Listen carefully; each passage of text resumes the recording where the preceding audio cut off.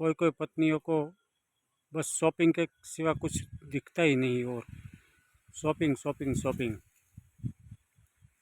तो एक दिवस સવારમાં ઉઠીને રૂમમાં જાય ત્યાં એનો પતિ ફાંસી લગાવી રહ્યો હતો, ફાંસી લગાવતો હતો.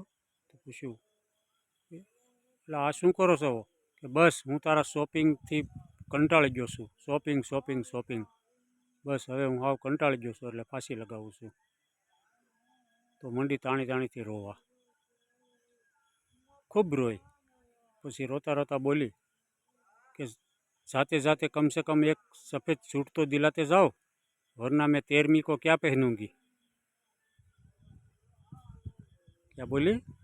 जाते जाते एक सूट तो सफ़ेद दिलवाते जाओ, वरना 13वीं को मैं क्या पहनूंगी।